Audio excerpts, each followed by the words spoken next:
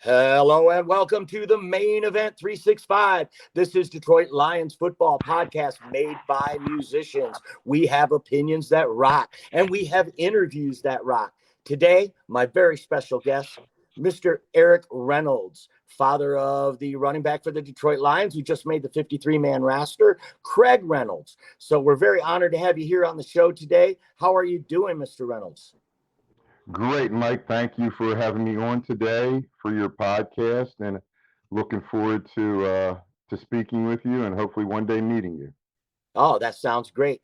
And that's what something I was going to talk to you about is maybe we could get you to call in the show once in a while during the season. I know we're super hyped up for about the season. So I know, are you from Philly as well? I know your son is. Are you from Philly? Yes, born and raised, just outside Philadelphia, Okay. Montgomery County, Abington, Pennsylvania, Okay. and that's where You went to Abington High School like your son? went to Abington High School, like Awesome. my son. Yep. Great. So you grew up an Eagles fan? Unfortunately, no. No? You grew up a Steelers No, fan? my father was a Steelers fan, and Wow. because he was from Pittsburgh, Okay. and he kept pushing, not pushing, but would always talk about the Pittsburgh sports teams. So I never really embraced any of the Philadelphia sports teams when I was young. So as a kid, everybody wants to be, a doctor, a lawyer, a cowboy, that kind of thing. And I ended up becoming a Cowboy fan, which I've been What? ridiculed. Oh, oh, that'll get under the skin of those Eagles fans quicker than the Yes, Steelers will.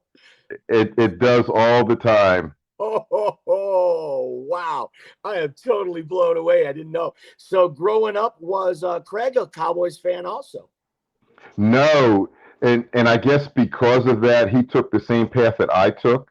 Well, Dad doesn't talk about any of the Philadelphia sports teams. Pop Up doesn't talk about any of the Philadelphia sports teams. So he ended up embracing the Atlanta Falcons Wow. when he was young because he liked Michael Vick. Oh, yeah, of course. Of course. So, yeah, and the Dirty Birds era would have been right in his wheelhouse of that age, going to the Super Bowl.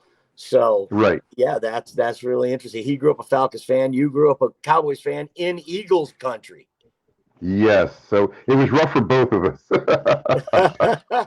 Well, that's a great story. Really, I was thinking, wow, well, looking that we play Philadelphia week one, a Philly kid makes the team, and then he has to play his hometown team. That whole script now, we could just wad that up and throw it in the garbage because he's a Falcons fan. And so, did he get a charge out of playing his old team in the preseason? Yes, he did, and he's friendly with quite a few of those guys that are from the Philadelphia region. Um, Of course. Kyle Pitts, who went to Abington High School for a period of time. I believe he was a freshman when Craig was a senior in high school.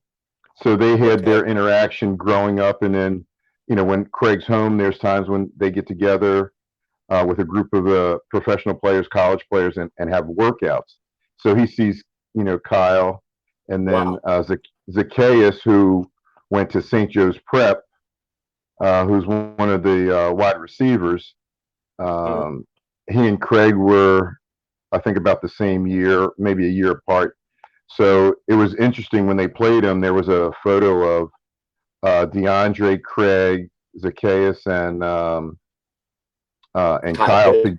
Kyle Pitts together, which was nice to see the Philadelphia guys. Yeah, the Atlanta's pretty thin roster wise this year, but Kyle Pitts is an absolute beast out there. As one definitely some fantasy football advice for our listeners out there. Take it from me. Take Kyle Pitts this year. I think he's really going to have an incredible, special, generational kind of career down there at Atlanta. So, Mr. Reynolds, it's just awesome having you here, and we want to thank you again. And I also wanted to ask you, how would you describe Craig's skill set as a runner? I think he's an all around running back. I'd say he's able to run in between the tackles. Enough speed to get to the corner. He has that vision where he's able to see a cutback if needed, or to be able to fend off a defender who's coming from a different angle, switching the ball over, protecting himself. Besides his overall ability to I guess break tackles, because he does, he gets hit, and rarely, does one man, bring him down. Right. A couple times I've seen some of the different statistics on PFF and, yards after contact, things like that. So, he has, a pretty good skill set when it comes to being a back, to go along with being, a versatile back, being able to Hmm. catch the ball out of the backfield, lining up in the slot or out wide. So, I think those are some of his strengths. Yeah, I agree for sure. Are there other athletes in the family? Did you play? I played football in high school and college. My oldest son played football in high school, a little bit in college, and my youngest son played football in high school, to go along with, my father played high school football out near Pittsburgh. So, we were a big football family. Right. Well, I'll tell you what, from all the interviews and, of course, Hard Knocks, the glimpse that we've gotten of your son, he's really winning the fan base over here in Detroit, saying all the right things and showing it out there in the field, not just talking it, but he's walking the walk as well. And, kudos to you and congratulations on having a son that made it to the pros and worked hard and represents yourself and your region very well on the show Hard Knocks. So I want to ask you about that. You even made an appearance on Hard Knocks as well. So has that affected you? Has that changed your life in any way? No, it would be great to say, I'm heading out to Hollywood and starting my own show, or being invited to do all Not these even a free interviews. cup of coffee. Not even a free cup of coffee. Oh man. People have contacted me because, they've seen it. Friends of mine or friends of a friend say, "Hey, isn't that your buddy?" Or "Isn't that the guy Okay. that, coaches your son in high school?" And, you know, different people like that. I get different messages, on social media or text messages if they have my phone number. That's So, awesome. it's not bad. I mean, this is what's going to be my big claim to fame, I guess, after it's all said and done. Well, hey, we want to have you back later on our podcast as well, Mr. Reynolds, because I think you've got some interesting insight. You definitely know your stuff. It's obvious. So getting and so far you've given us some really great analysis. And on that point, you did give us some of Craig's strengths. Where's some opportunities for improvement in his game? He talked about it himself on Hard Knocks about the details and just coming to work every day and always focusing. And what I always love that he says is control your controllables, which is a mantra I use in my life as well. And does he get that from you? I think maybe a little bit of that. People have said in the past that I had a pretty strong work ethic, and I was glad that I was able to pass that on to him. That skill set that you outlined for us, what's the best way for the Lions to use that? I think just the way that they're doing it now, Giving him you giving know, him he, some third down work, work him into the mix. You think is what they should be doing this year? and I think that's what, the same way that they look at DeAndre, because DeAndre is a good receiving back. I think Craig does a nice job as a receiving back. So, I think that, possibly, being able to do something like that, might help. I'm not quite sure. Right. Because, I know at the high school level, if I had, a player like that, I'm definitely going to, try to exploit the defense and create all kind of mismatches. But at Sure. the professional level, everybody is fast, everybody's big, everybody's strong. So I don't know how much of a mismatch that really, creates for you. Right. Well, he really has carved himself a spot on this team, and it's obvious on Hard Knocks. There was one of my favorite parts is when there's a little clip of the coach saying, "Is anyone else going to be sick to their stomach if we lose Craig?" and what a testament to the kind of player he is, I think, right there. It's been a tough road, Mr. Reynolds, for him to make it this far and stick with a team like that. I know you've been to a lot of training camps with him. I know he's been to a lot of practice squads and working his way up the ranks. I know it's been a tough road for Craig. He's scratched and clawed, and I think the city's really embracing him because of his blue collar attitude, his hardworking attitude, and I know it's been quite a journey for him. So, kind of from your perspective, how does some of the experiences in the other training camps in the other cities that he's been in, how does Detroit measure up there? For him, I know he has said that he really loves the team, the organization, the camaraderie that he has with his teammates is a lot different. But then the competition just in that room, that running back room, where they push each other, day in and day out, is different than what he's had when he was, in Washington, or when he was in Atlanta, or even when he was down in Jacksonville. Being with those guys, not that they aren't professionals, but he just says this group that is there now, they push each other, but yet they stay friendly and try to help each other out. So, he smells what Brad Holmes is cooking. And, you can feel it. Can you feel it, Eric? Does it seem like they're building something great here? I think so. Just being around, being at the different training camps. I missed the Atlanta training camp because they were, that was during that COVID year. Uh-huh. But being at some of the other training camps and seeing the way that practices are held compared to the way practices are held in Detroit, there is a difference. And I think they are going the right way. I think Dan Campbell as a coach is the right person with the right mentality and attitude to help get them to turn the corner. When I see him on the practice field, or when I've seen him on Hard Knocks, I'm trying to dust off my old shoulder pads and helmets and go play for him as well. Yeah. And one of the Eagles' greats, Deuce Staley, it seems to be a coach Craig is really gravitated towards. Of course, Deuce gave him the Netflix. One day he's sitting on a couch watching Netflix, and the next day he's suited up and playing. So that's just an awesome story. He's such a colorful, animated guy. Has Craig said anything about Deuce?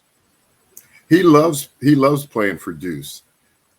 He was somebody who, although we weren't Eagles fans, but he remembers him as a player with the Eagles, having met him, being at one of the events that they had. And then, I used to take the kids down to their the public practice, and having an opportunity to to meet him then. And now all of a sudden, the same guy that you kind of watched, maybe a little idolized when you were younger, is now your coach and preaching to you his philosophy or his attitude, what made him a success, in Philadelphia and in Pittsburgh. So, he really does enjoy being coached by him and being around him.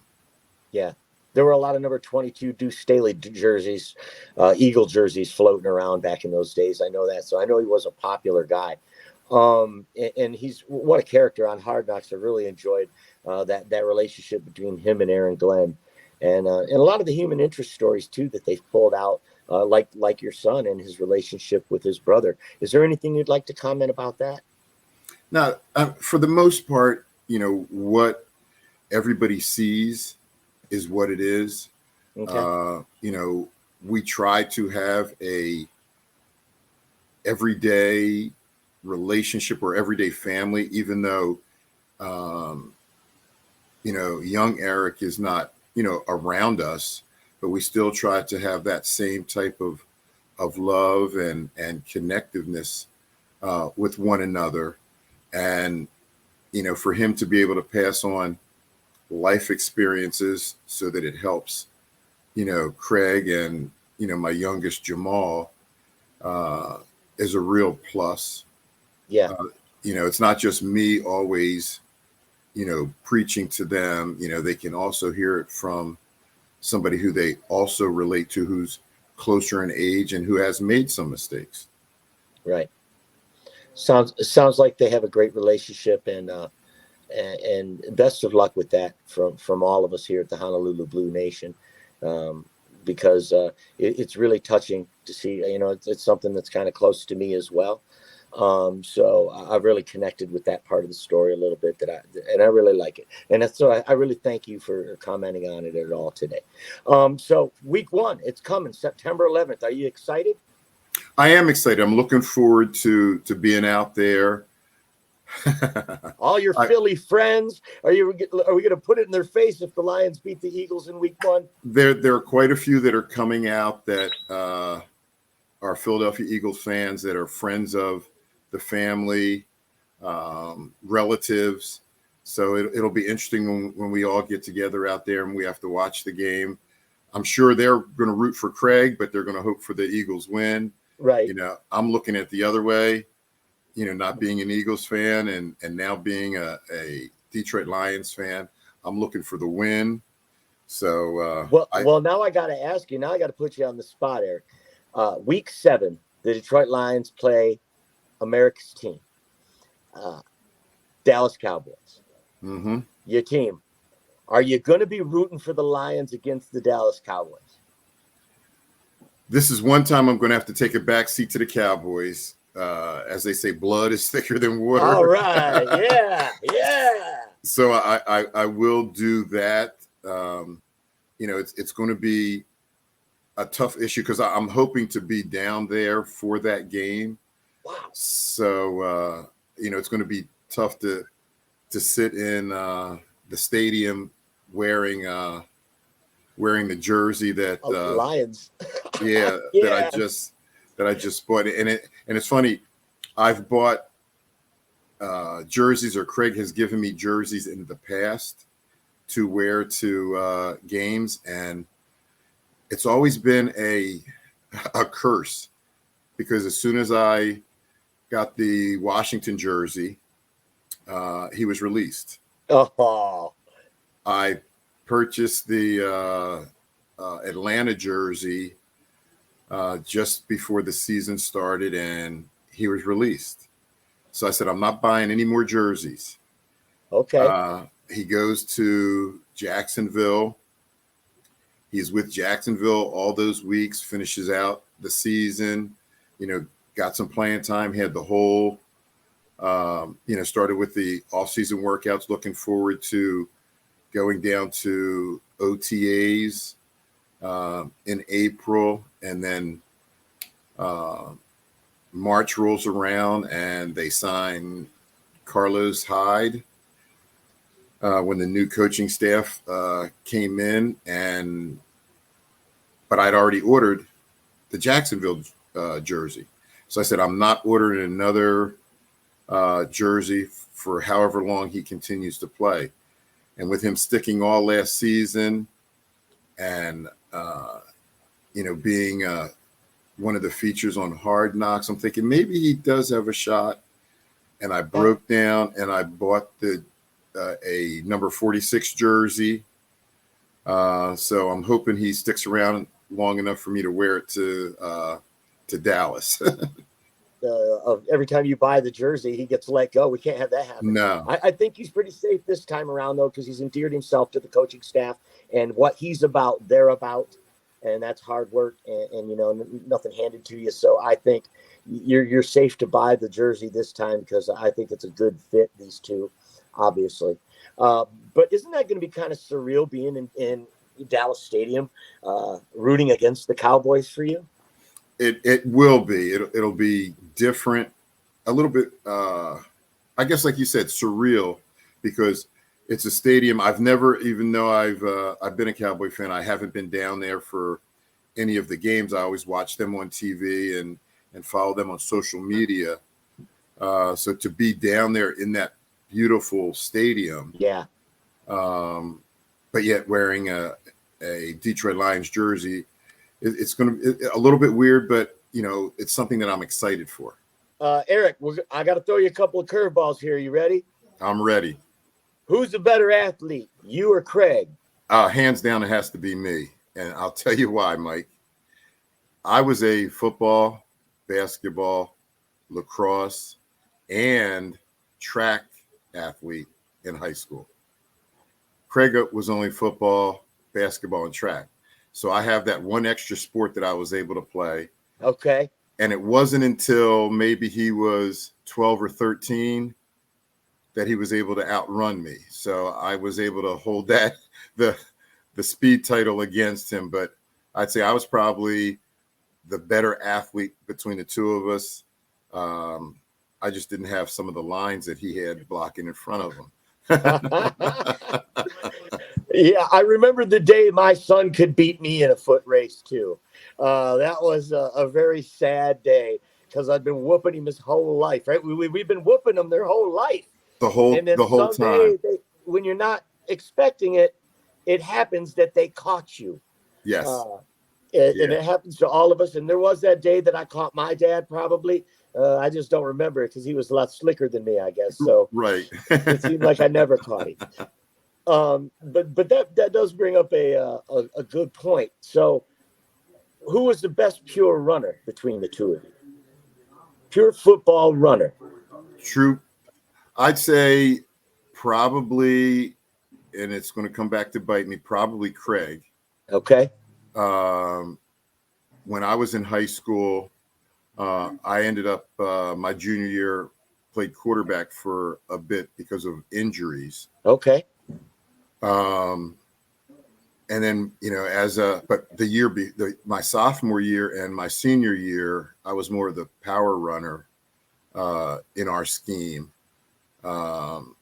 Very little, outside stuff. Everything that I did was between the tackles. Right. Whereas, it's on film. Craig can run sweep. He can, run between the tackles. So I'd probably say he's probably the better pure runner. Okay. As far as that's concerned. Is there a moment you can point to, Eric, where you maybe in that moment you knew, hey, this kid's special. This kid could be a pro? Probably his sophomore year in college. Some of the things that he was able to do that I saw on film, and I had it in the back of my mind because there was an offensive lineman that was blocking for Craig, Jordan Morgan, and he was being looked at by a lot of the NFL teams.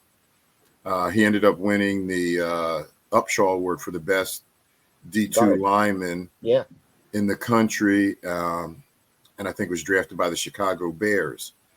So with everybody coming in and looking at him, a couple of people had said to me, people are asking who number 13 is.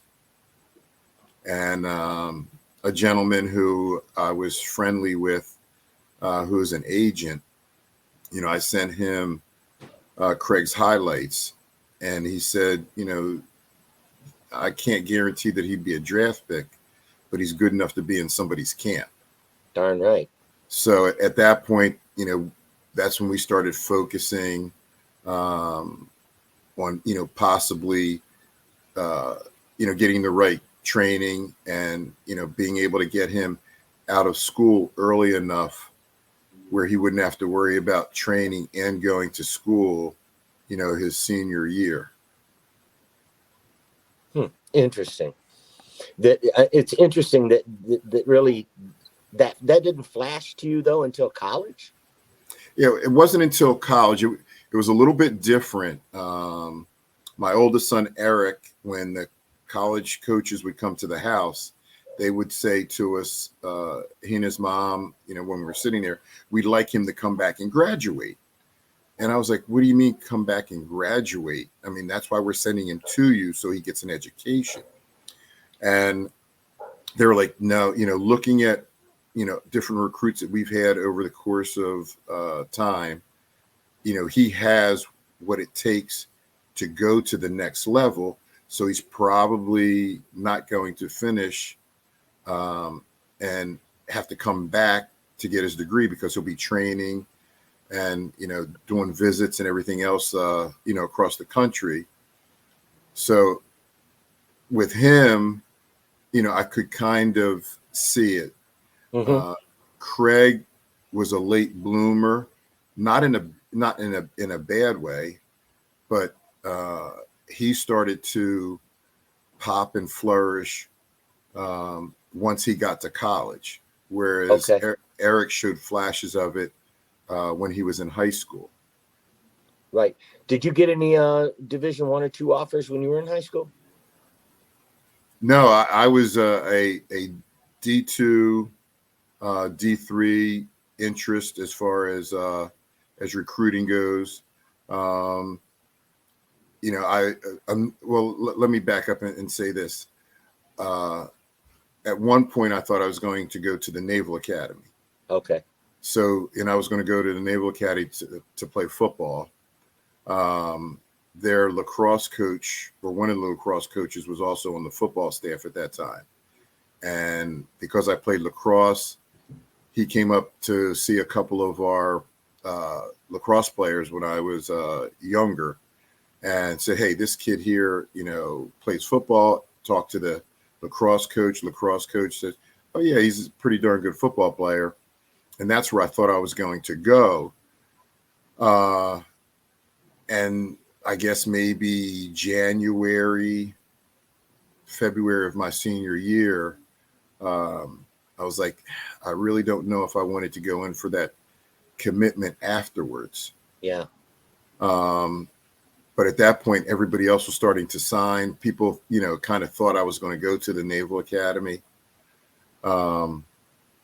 So yeah. I was fielding, D2 and D3 offers after that. Yeah, there's a bit more to signing day when you're putting your name on the line for your country. Correct. Yeah, I mean, there's a lot more at stake in the big picture, so it's a lot more to think about, I'm sure. Right. Yeah, I can imagine. Well, we've had a great time talking to you today, Eric. We definitely want you to come back on the show. Mike Abraham, the Main Event 365 here, talking to Eric Reynolds, father of Craig Reynolds, Detroit Lions running back. Craig Reynolds, total yards rushing in 2022, over or under 425. Oh, wow. Hey, that's a tough one. I'm going to go with my heart because I do believe in him as a player. And I'm not saying this, as a proud parent, but just as a football enthusiast and a coach. Yeah. I'm going to say I'll take the over. Over 425 for Craig Reynolds in rushing. You heard it here from Eric Reynolds, straight from Dad himself. One more for you. Over under Lions win total 6.5. I'm going over. Definitely going over. I think it's definitely an over too. Eric, it's been an absolute pleasure. We want to thank you again for coming. We want to remind our audience to go over to our YouTube channel, like and subscribe. As always, check out anywhere where you get your podcasts. You can get the Main Event 365 Detroit Lions podcast, available on Apple Music, Spotify, or anywhere where you get your podcasts. For Russell Wayne, I'm Mike Abraham. Eric, thank you so much again. And we're going to sign off and say, forward down the field.